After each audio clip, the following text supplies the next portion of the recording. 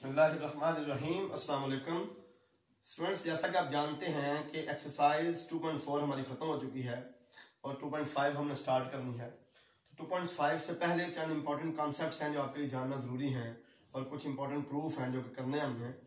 Derivatives of trigonometric functions और derivatives of inverse trigonometric functions आपको पता भी होना चाहिए कि क्या है, साइन का डेरिवेटिव क्या है, काज का क्या है, टेन का क्या है, फिर इसी तरह साइन इनवर्स का क्या है, काज इनवर्स का क्या है, टेन इनवर्स का क्या है, और फिर इनके प्रूफ भी पेपर में आ सकते हैं। ठीक है, तो आज के लेक्चर में मैं डेरिवेटिव्स ऑफ ट्रिग्नोमेट्रिक फंक्शंस को डिटेल से डिस्कस करूंगा। आपको ये बताऊंगा कि किसका डेरिवेटिव क्या है और प्रूफ भी करूंगा। ठीक होगा? तो derivatives of trigonometric functions, derivatives of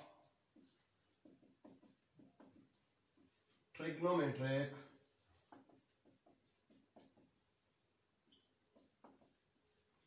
functions. चलिए, सबसे पहले हम प्रूव करते हैं कि साइन का डेरिवेटिव कॉस है। सबसे पहले हम ये प्रूव करते हैं कि साइन का डेरिवेटिव क्या है, कॉस है। ठीक होगा?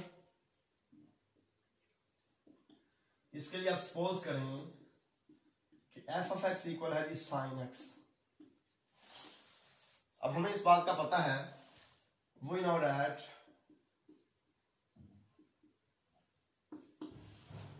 कि एफ ऑफ एक्स का जो डेरिवेटिव होता है विद रिस्पेक्ट टू एक्स, वो ये लिमिट होती है अगर ये एग्जिस्ट करे तो limit delta x approaches 0, f of x plus delta x minus f of x over delta x. ठीक हो गई? F of x plus delta x की वैल्यू क्या होगी? ये एफ ऑफ एक्स की वैल्यू है साइन एक्स, तो f of x plus delta x की होगी sine of x plus delta x. जहां पे एक्स है वहां पे एक्स प्लस डेल्टा एक्स आ जाएगा। तो limit delta x approaches 0, sine of x plus delta x, f of x की वैल्यू साइन एक्स है minus sine of x over delta x, limit delta x approaches 0। अब ये sine P minus sine Q का formula मैं यहां पर use करने लगा हूं। इस सारे को आप P समझें, इस सारे X को आप Q समझें। ठीक है, तो sine P minus sine Q का फार्मूला आपने फर्स्ट ईयर में चैप्टर 10 में पढ़ा हुआ है। वो फार्मूला क्या है जी? 2 cos P plus Q by 2 sine P minus Q by 2। Sine P minus sine Q का फार्मूला लगा लिया, 2 cos P plus Q by 2 sine P minus Q by 2। अब जी x जो है वो x से हो गया कैंसल, तो हमारे पास आ गया जी limit delta x approaches 0, 2 cos x plus x 2x plus delta x by 2 sine of delta x by 2 over delta x। अच्छा, जब आप ऐसा करें, इस 2 को इसके डिनोमिनेटर में लिख दें, ऐसे लिख सकते हैं क्योंकि सबसे नीचे वाला फिर ऊपर जाके मल्टीप्लाई हो जाता है। ठीक है ना? तो करें आप limit delta x approaches 0, cos of 2x plus delta x by 2 sine of delta x by 2 over delta x by 2। इस 2 को मैंने ना डेल्टा एक्स के नीचे लिखा और डेल्टा एक्स बाय 2 को फिर मैंने इसके नीचे स्पेशली लिख दिया। उसकी वजह क्या है कि ये जो फर्स्ट चैप्टर में आपने फार्मूला पढ़ा था ना, limit x approaches 0 sine x over x equal to 1, ये मैं यूज करना चाहता हूँ यहाँ पे। ठीक है, इस फार्मूले को अप्लाई करने का तरीका क्या है? लिमिट 0 हो, जो साइन के एंगल में हो वही नीचे हो, और लिमिट पुट करने से साइन का एंगल भी 0 हो जाए और नीचे वाला भी 0 हो जाए, तो फिर हम इसको 1 लिख सकते हैं। ठीक होगा? तो अब मैं ऐसे करता हूं, इस फंक्शन की लिमिट सेपरेट लिख देता हूं और इस चीज की लिमिट सेपरेट लिख देता हूं। तो अभी फिर हम फार्मूला यूज कर लेंगे। तो एफ डैश ऑफ एक्स हमारा इक्वल आ गया जी limit x approaches 0, cos of 2x plus delta x by 2, cos of 2x plus delta x by 2 और लिमिट डेल्टा एक्स अप्रोचेस 0 है। ठीक है, और इसकी लिमिट सेपरेट लिख दें, limit delta x approaches 0 sine of delta x by 2 over delta x by 2।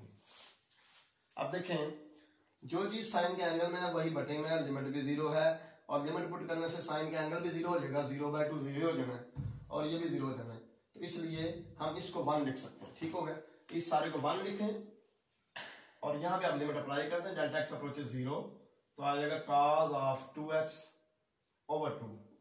ठीक हो गया, तो 2 से कैंसिल हो गया, cos x वैल्यू आ गई हमारी डेरिवेटिव की। तो ये देखें हमने साबित कर दिया है कि साइन का डेरिवेटिव cos है, ये प्रूव हो गया। इसको आप साइन पे लिख लें क्योंकि ये यूज होगा नेक्स्ट प्रूव्स में। साइन का डेरिवेटिव cos। अब हम करते हैं जी cos का derivative minus sign.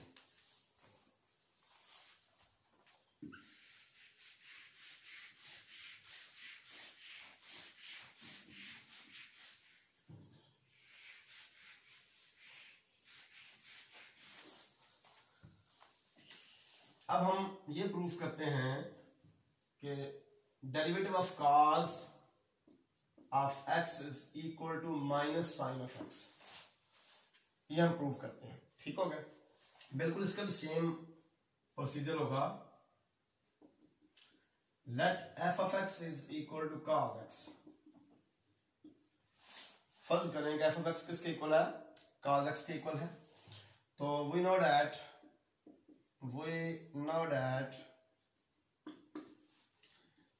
f dash of x equal है जी limit delta x approaches 0 f of x plus delta x minus f of x over delta x। तो limit delta x approaches 0 f of x plus delta x, f of x की value cos x है तो f of x plus delta x की value क्या है, cos of x plus delta x। ठीक हो गया, तो यह आ जाएगा cos of x plus delta x। f of x की वैल्यू cos x है ओवर डेल्टा x। यहाँ पे cos p minus cos q का फॉर्मूला लगेगा, ये भी आपने चैप्टर 10 में पढ़ा था फर्स्ट ईयर में। x प्लस डेल्टा x को आप p समझें, x को आप q समझें। ठीक होगा, तो cos p minus cos q का formula -2 sine p plus q by 2 sine p minus q by 2 over delta x limit delta x approaches 0। ठीक होगा जी। अब देखें x x से कैंसल, तो हमारे पास आ गया जी limit delta x approaches 0 -2 sine x plus x हो गया 2x plus delta x by 2 sine of delta x by 2 over delta x। अब आप ऐसा करें, इस 2 को इसके नीचे लिख लें और फिर डेल्टा x बाय 2 पिछले प्रूफ की तरह डेल्टा x बाय 2 को आप इसके नीचे लिख लें ताकि हम ये फार्मूला यूज कर सकें। ठीक हो गया। अच्छा, ये मैं जो फार्मूला यूज कर रहा हूँ चैप्टर 10 के, ये आपके लिए बहुत इंपॉर्टेंट है स्टूडेंट्स, आपने ये याद करने हैं। फर्स्ट ईयर का जो चैप्टर 10 है ना, ट्रिग्नोमेट्रिक आइडेंटिटीज, ये फार्मूला याद करें वरना गुजारा नहीं। यहाँ पे लगा formula cos p minus cos q का -2 sine p plus q by 2 sine p minus q by 2। ठीक होगा ना, याद करें अच्छी तरह। अब जी 2 को इसके नीचे लिखो, तो f dash of x equal आ जाएगा limit delta x approaches 0 minus sine of 2x plus delta x by 2 sine delta x by 2 over delta x by 2। ये 2 को हम नीचे भी ले गए, डेल्टा x के नीचे और इसके नीचे लिख लिया ताकि हम फार्मूला यूज कर सकें। अब इसकी लिमिट सेपरेट लिखो और इसकी लिमिट सेपरेट लिख दो, आ गया limit delta x approaches 0 minus sine of 2x plus delta x by 2 और limit delta x approaches 0 sine of delta x by 2 over delta x by 2। तो ये 1 है जो साइन के एंगल में, वही बटे में लिमिट 0 है, लिमिट पुट करने से साइन का एंगल भी 0 हो जाता है, नीचे वाला भी 0 हो जाता है, लिहाजा ये 1 है। ठीक है, इसकी जगह पे 1 लिखें। यहाँ पे आप डेल्टा x अप्रोचेस 0 अप्लाई करें तो ये बनेगा minus sign 2x plus 0 over 2। तो 2x प्लस 0 क्या हो गया, 2x ही हो गया, 2 से कैंसिल हो गया तो माइनस साइन x। इस तरह हमने प्रूव कर लिया कि cos का डेरिवेटिव माइनस साइन है। ठीक हो गया। ये दो चीजें जो हमने प्रूव की है ना कि साइन का डेरिवेटिव cos है और cos का डेरिवेटिव माइनस साइन है, ये दोनों चीजें हमने यूज करनी है नेक्स्ट सारे बाकी जो tan, secant, cosecant और cot के डेरिवेटिव्स हैं वो प्रूव करने के लिए। ठीक हो गया। इन दोनों को प्रूव करने के लिए हमने डेरिवेटिव की डेफिनेशन यूज की है ये वाली, ठीक है ना। लेकिन नेक्स्ट हम क्या करेंगे, इन दोनों का सहारा लेके डेरिवेटिव की डेफिनेशन यूज किए बगैर हम लोग जो है ना बाकी चारों फंक्शंस के डेरिवेटिव्स फाइंड कर लेंगे।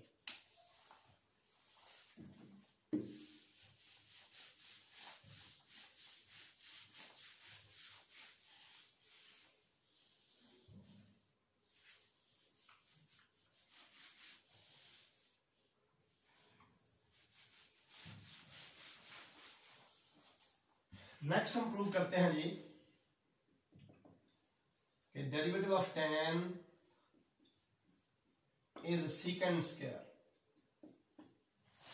ये प्रूव करते हैं कि tan x का डेरिवेटिव क्या है, secant स्क्वायर x।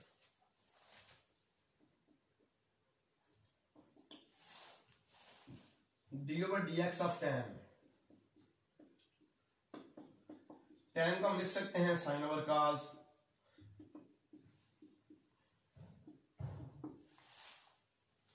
ठीक है ना। तो इस पर लगाएं आप क्वेश्चन रूल, नीचे वाले का स्क्वायर, नीचे वाला ऊपर वैसे का वैसे ही, ऊपर वाले का डेरिवेटिव साइन का डेरिवेटिव होगा cos, अभी प्रूव किया है साइन का डेरिवेटिव cos, माइनस ऊपर वाला वैसे का वैसे ही, नीचे वाले का डेरिवेटिव cos का डेरिवेटिव होगा माइनस साइन, अभी प्रूव किया है। ठीक हो गया जी, माइनस माइनस प्लस हो गया तो ये आ गया cos square plus sine square, देखे ना माइनस माइनस हो गया plus, cos square plus sine square over cos square, तो cos square plus sine square 1 है, ये 1 हो गया, 1 ओवर cos स्क्वायर हो गया secant स्क्वायर, क्योंकि cos का उल्टा होता है secant, तो ये हमने प्रूव कर दिया कि tan का डेरिवेटिव secant स्क्वायर है। ठीक है। सिमिलरली आप प्रूव कर सकते हैं कि cot का डेरिवेटिव माइनस cosecant स्क्वायर है, आराम से प्रूव कर सकते हैं। cot को अब लिखेंगे cos ओवर साइन और यही क्वेश्चन रूल लगाएंगे, ठीक है, और प्रूव हो जाएगा। सिंपल, बिल्कुल सेम तरीका है। तो cot का डेरिवेटिव माइनस cosecant स्क्वायर आप प्रूव कर लेंगे, cot का डेरिवेटिव माइनस cosecant स्क्वायर।